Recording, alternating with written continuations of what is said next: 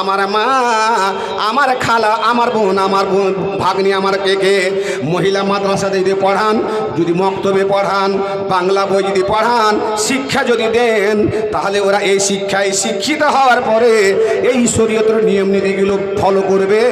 আর ওই ফলো করার কারণে আল্লাহ পাকের নবী যে বলে গেছেন নেভার কখনো না, ওই হাদিসটি মানতে পারবে। কলেজের মেয়ে কোনোদিন মানতে পারে না, স্কুলের মেয়ে কোনোদিন মানতে পারবে না।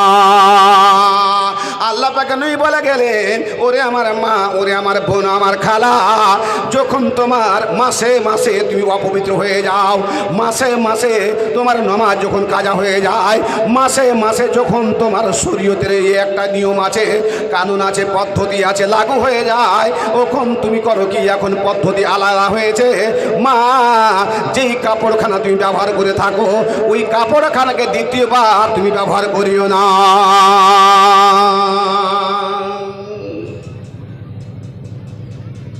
যে এটা কাপড় ব্যবহার করে মা বোন, ওই কাপড়টাকে গরম জলে সার্ফ দিয়ে ধুয়ে উষিয়ে আর জীবাণু নষ্ট করার পরে দ্বিতীয়বার ওই কাপড়টা ব্যবহার করবে। এখন তো আর ওইটা নেই, বিভিন্ন রকমের মালপত্র উঠে গেছে। শিখবে কোথায়?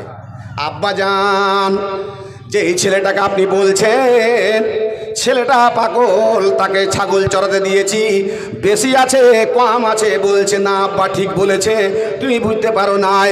আব্বা কবরস্থানে বলেছে সে বেঁচে আছে, কিছু মারা গেছে, সেটাও ঠিক বলেছে। বাবা তুমি বুঝতে পারো নাই, আমি বুঝেছি, কারণ আমি শরীয়তকে জানি, আমি মহিলা মাদ্রাসায় পড়েছি, আমি হাদিসের কথা শুনেছি, নবী মুহাম্মাদের কথা শুনেছি বলে আমি খ্রিস্টানকে সাপোর্ট করেছি। বাবা তোমাকে সাপোর্ট করতে পারলাম না।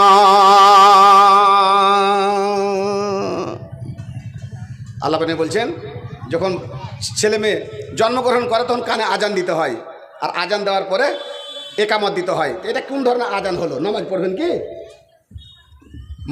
মার সঙ্গে ছিল যুক্ত, মার শরীয়তের সঙ্গে যুক্ত ছিল।